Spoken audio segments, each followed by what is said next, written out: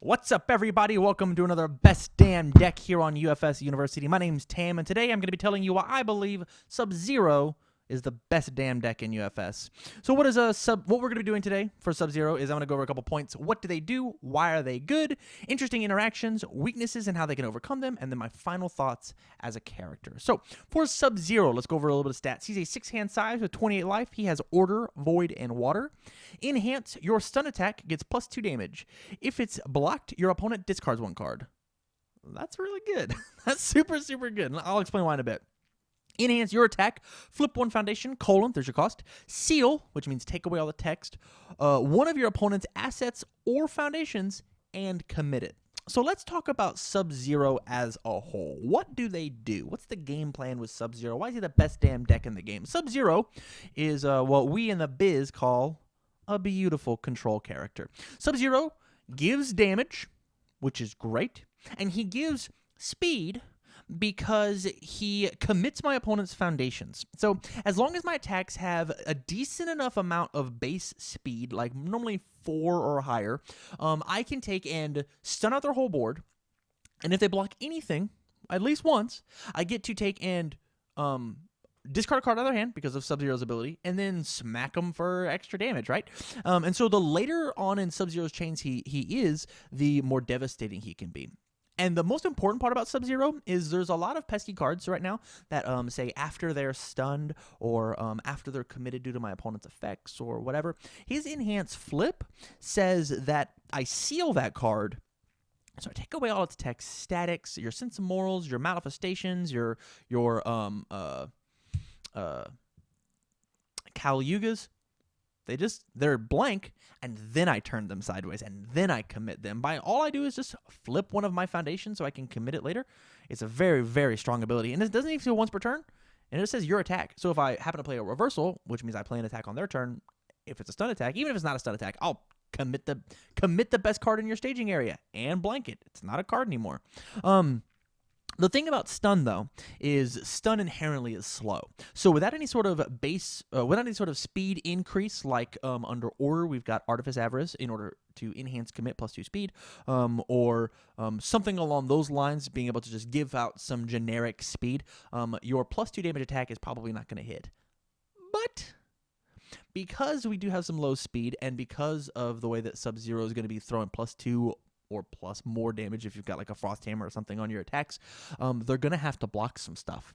And when they start blocking, they start discarding, which means just the cards at the end of your chain are bigger and better. If you look at a Icy Slide, it's like we'll look it up here. It's a 1 low for 1, but it has stun 2, and it gets +X damage. X equals the number of printed stun on all of the cards in my card pool. So with Icy Slide, it's going to get at least 2 damage by itself. So now it's a 1 low for 3. Great. And then with Sub-Zero, it gets another 2 damage, so it's a 1 low for 5. And that's if it's the only card in my card pool, which it probably isn't, right? Icy Slide at the very end of your chain, yes, it is incredibly slow, but Icy Slide at the end of my chain is just going to end games for you, especially if you have any sort of generic speed increase. So why is this good? Control has always been good. Foundations are the way that we have control pieces. Foundations are fantastic for giving they're really good for making our aggro game plan happen. So either reversaling or whatnot.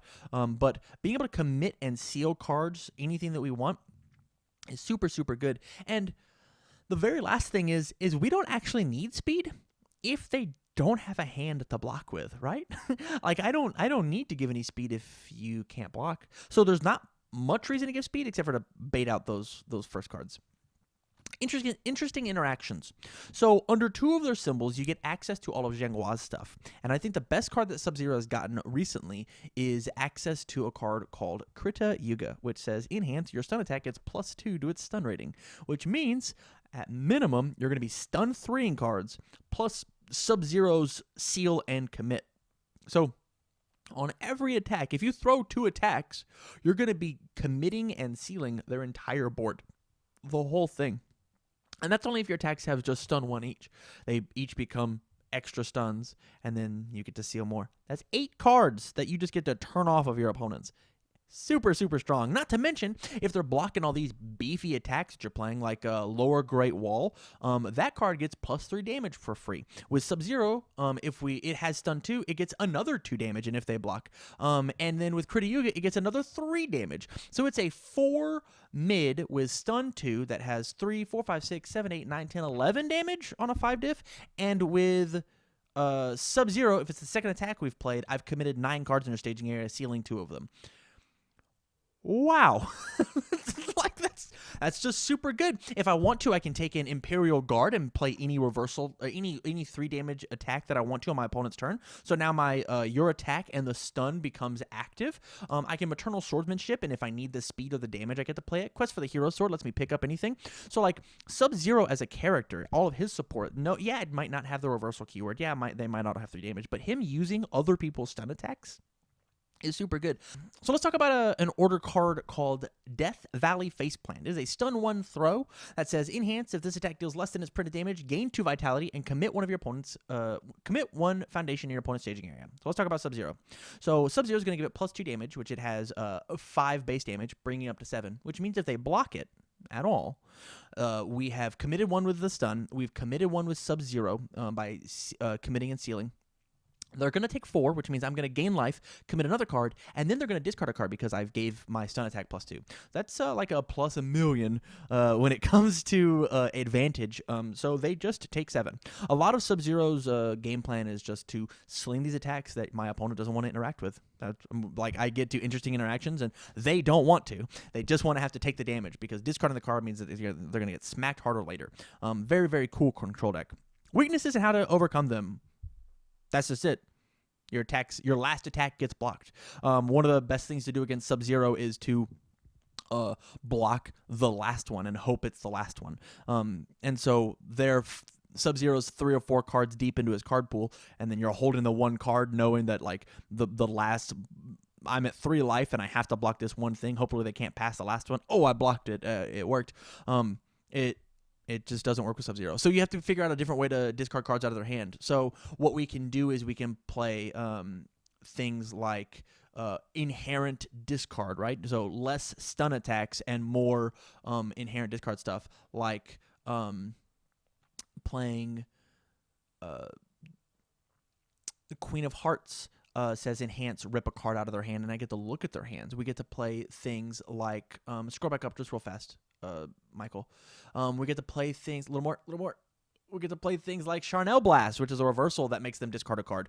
So now, if I can figure out a way to give this attack stun, I'm just going to hit them even harder. There's an Akuma card that says that they have to discard a card and I draw a card if I play a powerful attack. So maybe I sneak in a couple powerful stuns. I'm not quite sure what there is under his symbols, but like there are other options besides them blocking to make them discard a card. And so like Sub-Zero's good. Sub-Zero's super good, but you can play around him a little bit depending on what you have in your hand. And then my final thoughts. I think Sub-Zero is the best damn deck. Obviously, I would not have made this video if I didn't, but he can be played around. He has some inherent weaknesses. Man, I knew it was the Power Connect Realms. Dang. He has some inherent weaknesses that can be exploited. But as a good player, as the best damn player in the game, ooh, that'd be a whole nother show, huh? As the best damn player in the game, it's your job to outplay your opponent. You can take the best 60 cards in the game and slam them together in a Sub-Zero deck and go win any event that you want to, especially with the support that he has. Throwing Gateway Shuffle +6s on everything, being able to stun everything out with a Krityuga, being able to reversal people with all of Zhang Hua's support. There's a lot of really, really good stuff that you can play in order to capitalize on Sub-Zero's ability. And being able to rip apart your opponent's staging area, it's so good. On my turn, on their turn, on all of it. So with that, that's why I believe that Sub-Zero is the best damn deck in UFS. Thank you very much, you guys.